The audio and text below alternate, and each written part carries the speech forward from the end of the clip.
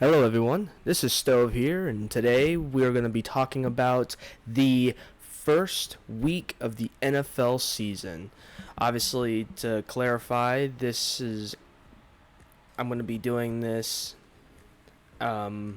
16 more times, well, 17 more times, and then same thing with college football. I will also do my best to not only talk about it, but also review most, if not all, of the games every week for the next however long football is around. So, yeah, let's get straight into it. Dallas versus Philadelphia.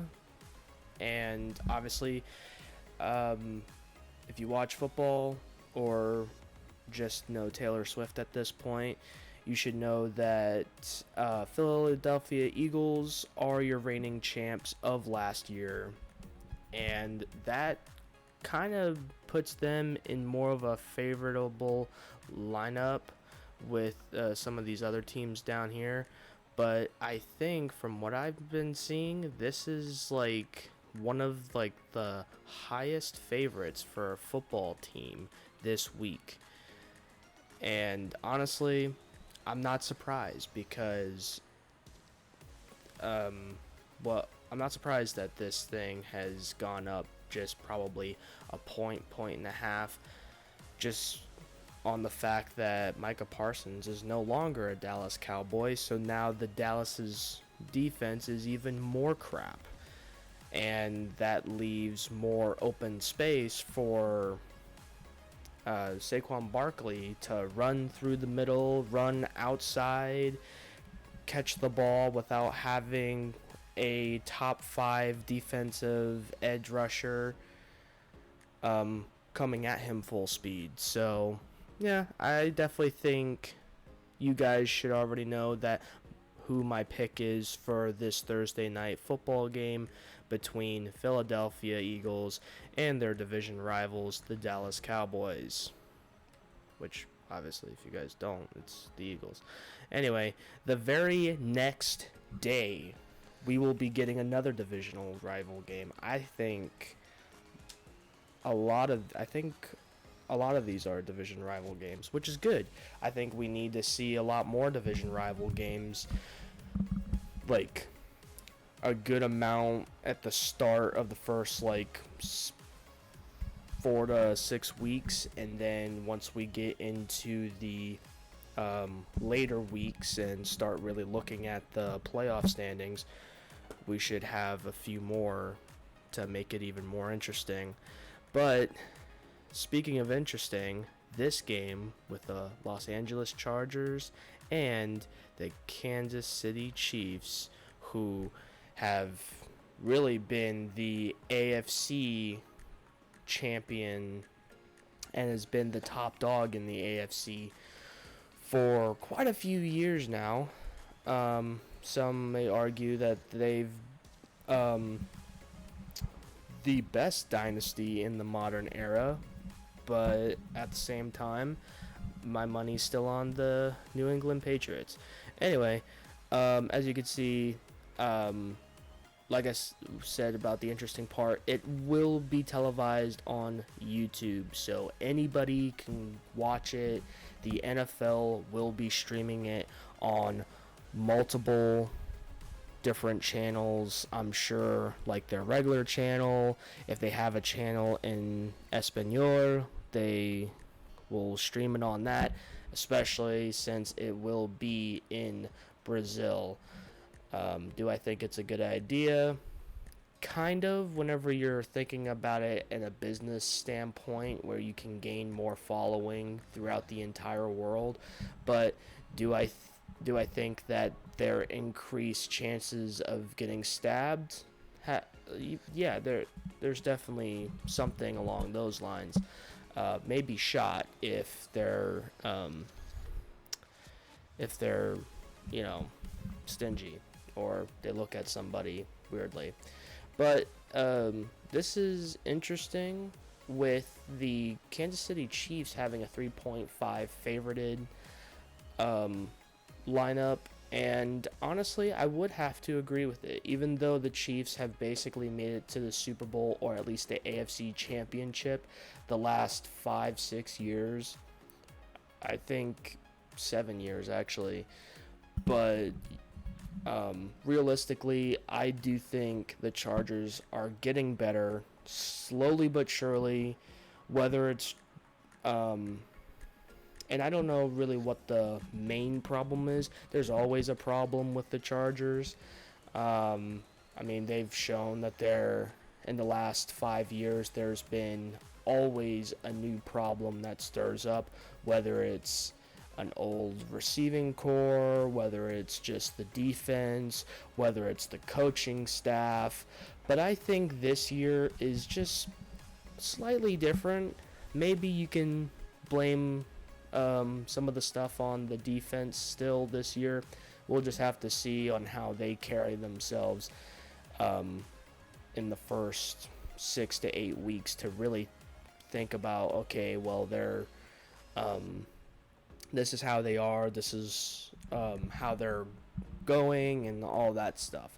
But I don't know. It's going to be tough, but I think the Kansas City Chiefs will have a tougher time with the Broncos when they face them than against Los Angeles. So my money will have to go towards Kansas City and the Friday night game. Now we get to Sunday after watching some good college football on Saturday. We head towards the first full slate of games for the NFL season, and the first game, first 1, 2, 3, 4, 5, 6, 7, 8. First 8 games here is going to be Tampa Bay at Atlanta, Cincinnati at Cleveland, Miami at Indianapolis, Las Vegas in New England, Arizona at New Orleans, Pittsburgh at New York at Washington, and Carolina at Jacksonville. And obviously you could see that it's pretty darn it's some of them have shorter margins of teams that are favorited, some aren't. Actually, this is interesting. With the obviously it's the Mile High Stadium itself, so obviously I think Tennessee may have to deal with all of that stuff, and Denver with working at those facilities in Denver, they're so used to the wind, so used to the air density up there. So obviously I could understand a little bit why they have them so high, but at the same time, it's a new Tennessee team. Whether or not you guys believe that Cam Ward can be can be part of the answer for Tennessee's success after not having so much success after having Derrick Henry leave them for a team that's so much better than them, so much more better than them. But yeah, and also Denver Broncos have gotten better. Last year with Bo Nix as the starter, who was also a rookie, but now is on to his second year, has greatly improved. From what I've seen, the defense has shown so much improvement, especially with the past draft. Really, I think all you need to do is find some younger options for Bo Nix to pass or rush with, and continue trying to find helpful linemen to keep Bo Nix safe. And as long as Bo Nix and Sean Payton are on the same page, you're going to see Bo Nix probably tear up Tennessee's defense.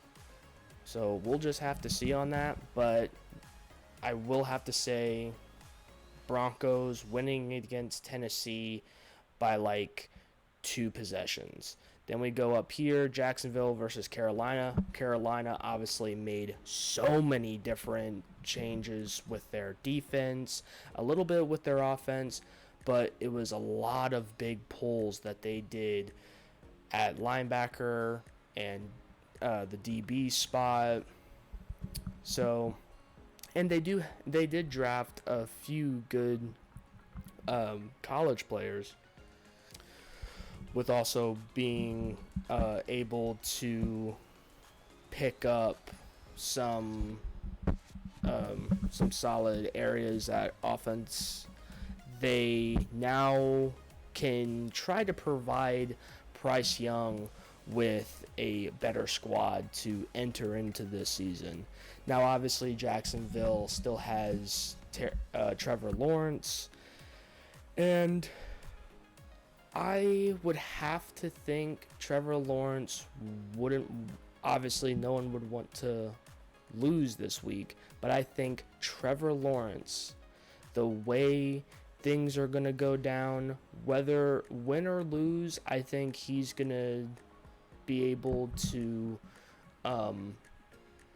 put up at least 280 passing yards with at least 2 passing touchdowns, just because whether they have Bigsby at running back, whether they have Trevor Ayton Jr., sorry if I butchered that name, but whoever is running, unless it's the next big running back or next top 5 running back of the year, I would just have to say Trevor Lawrence is going to help win against this newly formed, besides Bryce Young and a few people that have been there for like the last 3 years, I would have to say Trevor Lawrence still comes out with the win, especially at home. You don't want to lose at home. It's a lot of pressure, especially in the first week. But Trevor Lawrence gets it done against Carolina. But I think Carolina is probably going to make it a closer game than what Trevor Lawrence and that Jacksonville defense thinks. So I think it'll probably be by at least a possession. I don't think Jacksonville is going to dominate the Panthers. I do think Bryce Young is at least going to put up 2 touchdowns as well. Do I think he may throw an interception or get sacked 3 or 4 times? Maybe more. Absolutely. Because Jacksonville's D-line and linebackers are pretty good. Same with their DBs. I think their defense is not top 10, but it's definitely solid. So we'll just have to see. But I don't see neither one of these teams blowing each other out unless Jacksonville goes in and is thinking, oh, we can beat these guys no problem, and not have a second thought about it. And then that'll probably be their downfall if that does happen. Anyway, I need to get through these a little bit faster. But you then have New York, at Washington.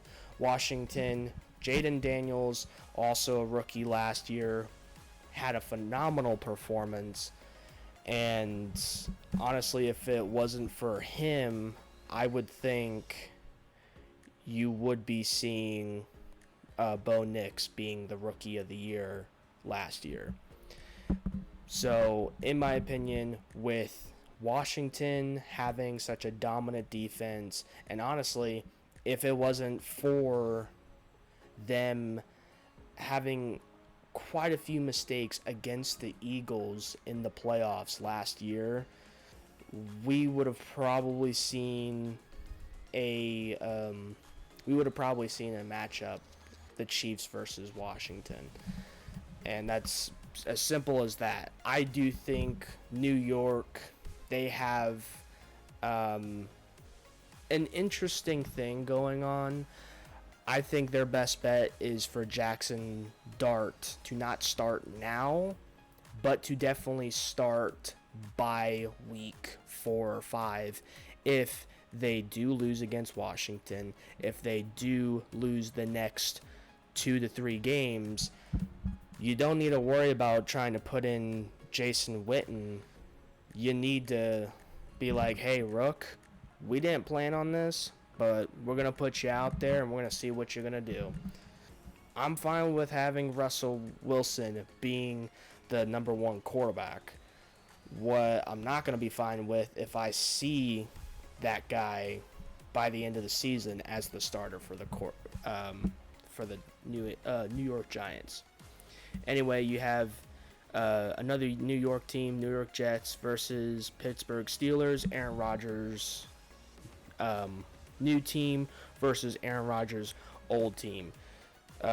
Everyone seems to be healthy for the most part on both teams, but I do think Aaron Rodgers will get his revenge story real quick. Even in New Jersey, he will get that win against New York, and if it is close, it will probably only just be because the defense kind of knows what Aaron Rodgers may or may not do. Sauce Gardner will definitely be... I think Sauce Gardner gets an interception. If not, he gets at least like 2 tackles for loss. I know it's strange for me to say that, but I think this New York defense is the only thing keeping the New York Jets in against the Pittsburgh Steelers. Pittsburgh Steelers could also probably just dominate that defense, and with that being said, you have TJ Watt leading the defense, absolutely crushing Justin Fields. But we will just have to see. My money is on the Steelers, even though I'm a Bengals fan. I think the Steelers are going out there swinging. Arizona versus New Orleans. To put it to you quickly, New Orleans will be, in my opinion, the top 3 worst teams this year, unless they show up and if they win a good majority of their home games.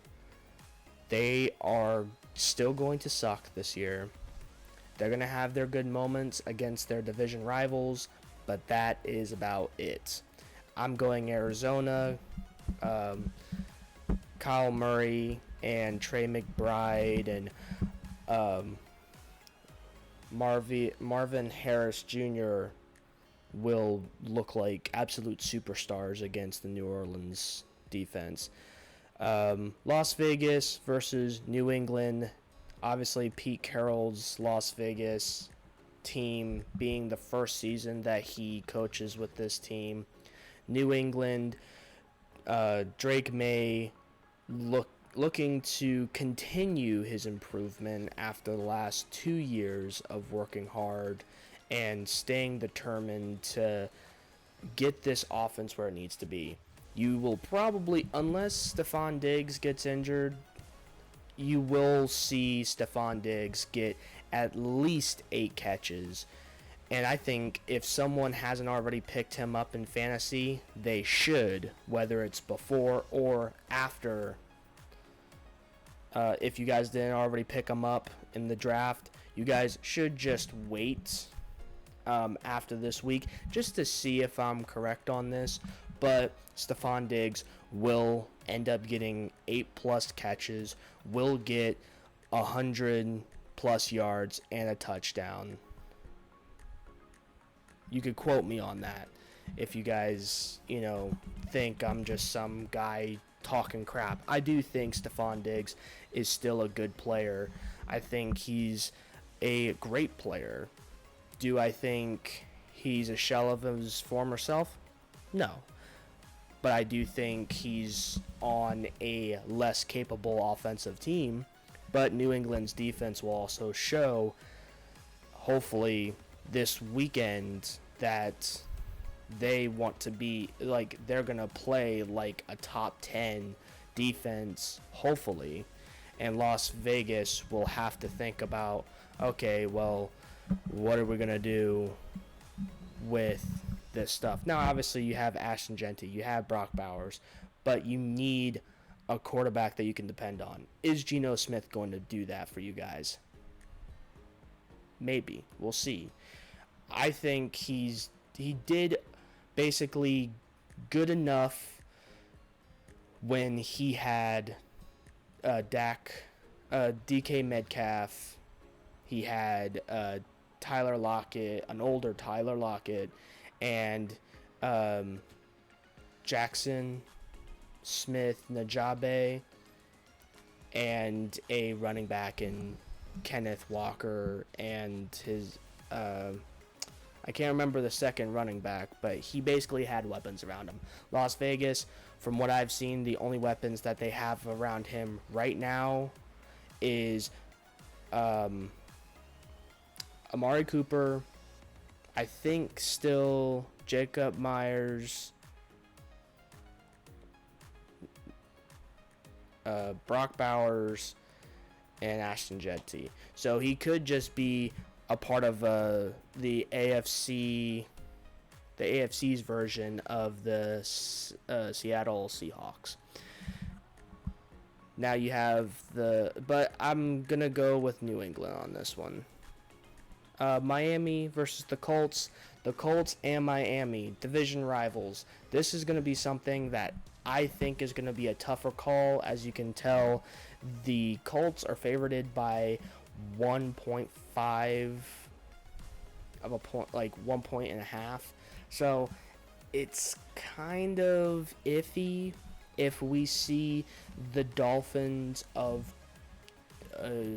year and a half ago or 2 years ago, then the Colts may be in trouble at home.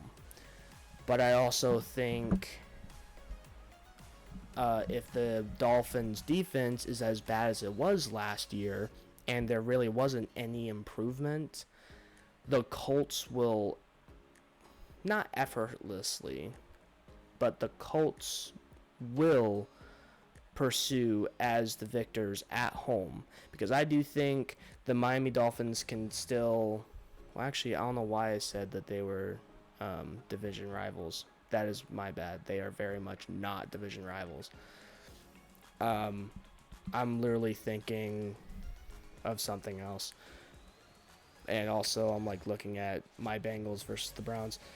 Anyway, the Colts may not have like the best offensive line right now, but they do have a rookie in Tyler Warren, and I think that will probably be one of their secret weapons that they can hopefully push into getting at least 60 to 70% of the reps at tight end, while also hopefully having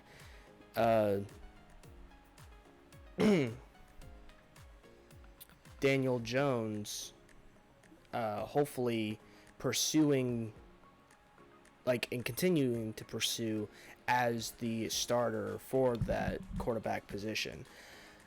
I don't think he's going to have a monster game against Miami. I think Jonathan Taylor will probably take most of that stardom from him, because Jonathan Taylor is still a beast. And I think he will still be a pretty solid running back for the Colts, if not for somebody else, for the next 3-4 years. So I'm going to have to say Colts winning at home, no argument.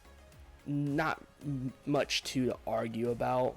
And the only thing that I can say is that it really just depends on what type of defense we see from both of these two. I think they're capable on offense. Both of them are very capable on offense for scoring touchdowns or even scoring just 3 points. But their defense, it really just depends if we see some sacks coming from the Indianapolis defense, or we possibly see Daniel Jones throwing a couple of interceptions. And that may not even be because of the defense. It may just be because of Daniel Jones and his arm. But Cincinnati Bengals and Cleveland Browns, you have two teams in one of the oldest rivalries in NFL. I say that, but I know there's like 5 or 6 other rivalries that are most likely older than them. But Cincinnati, Cleveland, this could go horribly wrong for either one of these teams. Even though Cincinnati is going north in Ohio to face their division rival, I think they're going to beat them. I think they are going to beat the Cleveland Browns by 2 touchdowns or more. I only say that because even though with our defense, Cleveland Browns could make it a lot closer game. Joe Flacco can sprinkle some fairy dust like he has been the last 2 years and make it a very close game, with it only coming down to between a field goal and 7 points. Field goal and a touchdown. That's pretty much it from what I see. And obviously the Browns have improved on defense, but in my opinion, it's not necessarily their defense that they need to improve on. That's all I'm saying, and that's what I'll stick to. Now, if we dominate against their defense, sure, Joe Burrow I can definitely see getting sacked at least 2 or 3 times during the game, just because of their defense being what their defense is. The only thing that is stopping the Browns is their entire offense right now. Unless they turn it around, say this week, which I hope to God not, but if they do, it's gonna be such a weird feeling for not only the AFC North division, but it's gonna have a weird feeling. Everyone's gonna have a weird feeling about, are the Cleveland Browns supposed to do this? Are they really doing this? We'll just have to see. But I'm going my Cincinnati Bengals all the way. Tampa Bay, Atlanta, real quick. Obviously, Atlanta has Michael Penix Jr. His plans, obviously, are to start the whole season. You have Baker Mayfield and the Tampa Bay Buccaneers. Their team really hasn't changed too much, but I do like where their head is at, trying to get more younger at the base of their receiving core, with having an Ohio State receiver. I'm not going to pronounce his name because I think I'm going to just butcher that one if I haven't already butchered names today. But Tampa Bay is going to beat Atlanta, and whether it's close or not, obviously it's at Atlanta, Georgia. But I do think Tampa Bay has a more experienced defense to handle a quarterback like Michael Penix, unless for some reason Michael Penix Jr. is flying around like Lamar Jackson. But I don't really see him much of a scrambler. I see him more in the pocket, or if he is coming out of the pocket, it's more just to dump it off to Kyle Pitts every once in a while. But anyway, Tampa Bay wins. I'd give them about 3 points, maybe 5 points, because I think it will be a back and forth, unless Tampa Bay's defense just shuts Michael Penix down. So yeah, those are my picks for that, and I would have to say, okay, so I already did that by mistake. My bad, guys. Okay, so 49ers versus Seattle. Seattle with Sam Darnold at the helm, Kenneth Walker coming back, the number 2 running back also being there. So he's got 2 pretty good running backs in my opinion. You have a young receiver who is finally able to work his magic in Jackson Smith-Njigba. I think he's going to be great. I think that is going to be his number 1 target, especially since Noah Fant is no longer there, unless a tight end like swoops in like, hey, like I'll be your second target.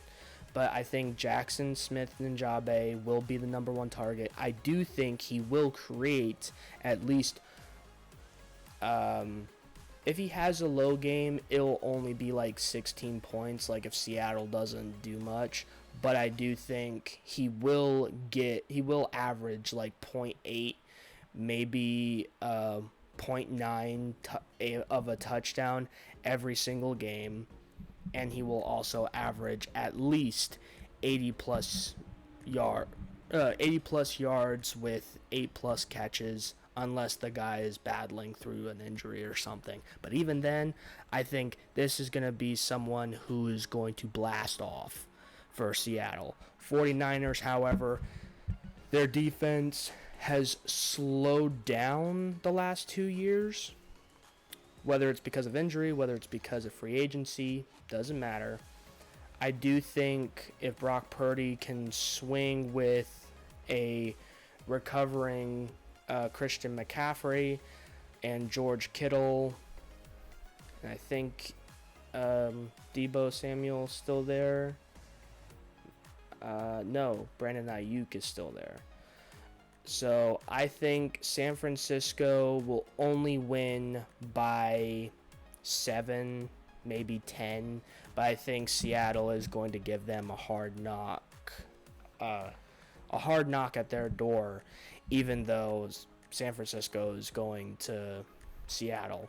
So, but yeah, 49ers win against Seattle.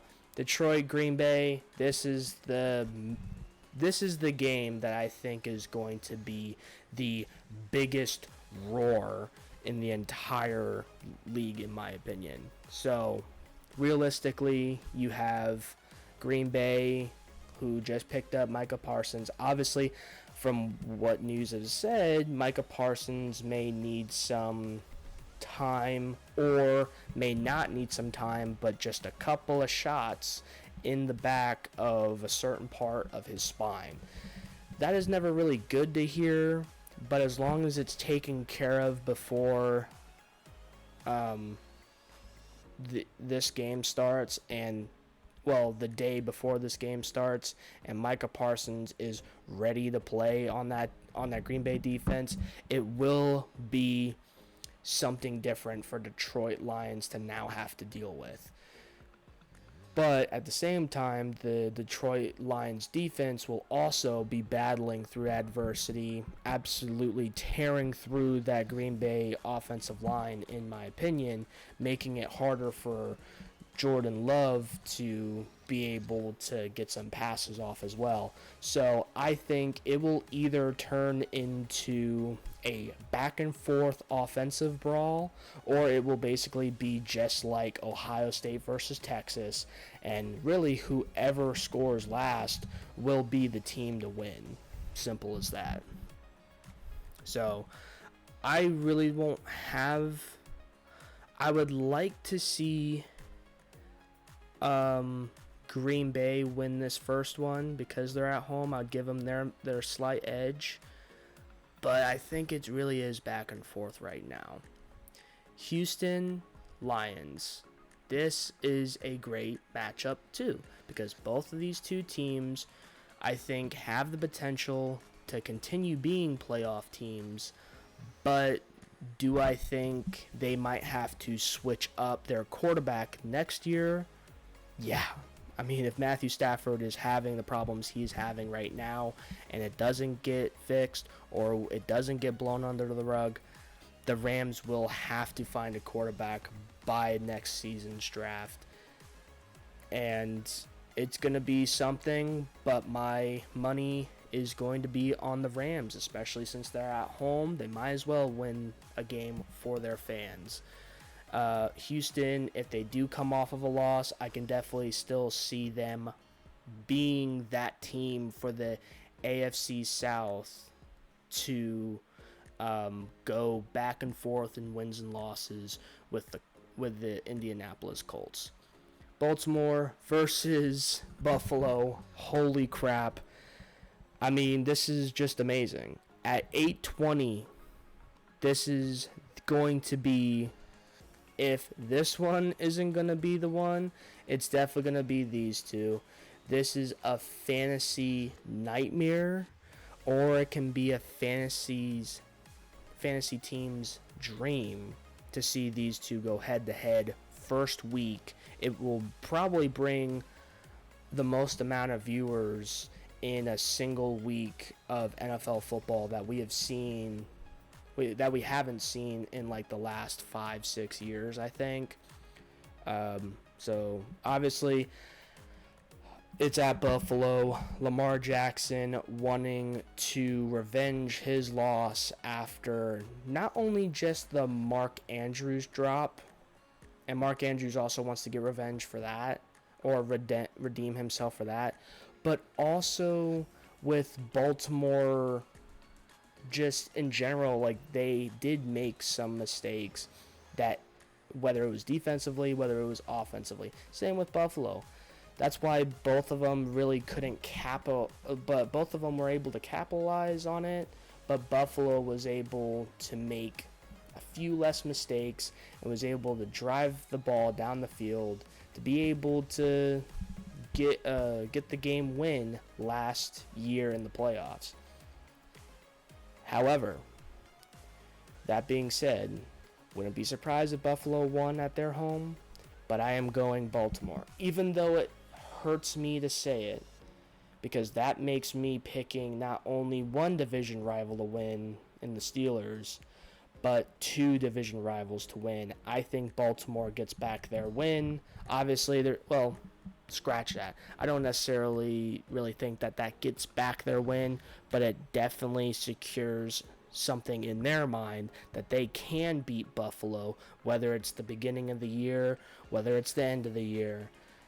They can beat Buffalo, and they will beat Buffalo on Sunday Night Football in Buffalo territory.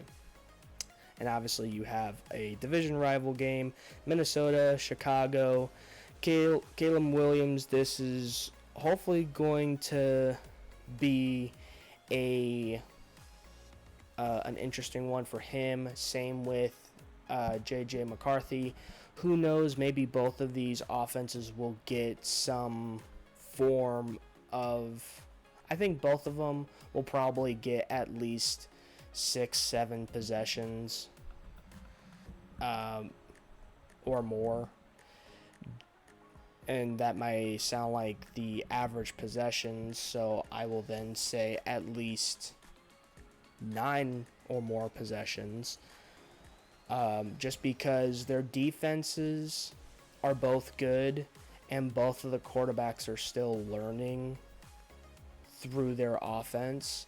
So whether this game is DeAndre Swift on Chicago running it up and down the field, and same with Aaron Jones running it up and down the field, because the two quarterbacks are a little frantic with keeping the ball to themselves and trying to make a pass, or we could see Caleb Williams and J.J. McCarthy show that, hey, even though, didn't show anything last year, obviously because J.J. McCarthy was injured, and you could just not ever really want to see the season of Caleb Williams of last year again. As a Chicago fan, I'd understand that. Well, if I was a Chicago fan, I'd understand that more. But I do think it ends up with Vikings winning against Chicago, at Chicago, and that's it. I do think J.J. McCarthy wins it, I don't think he puts up amazing numbers. I think they're still going to let Aaron Jones lead the charge with the offense, but J.J. McCarthy will be right behind him, throwing it to T.J. Hawkinson, throwing it to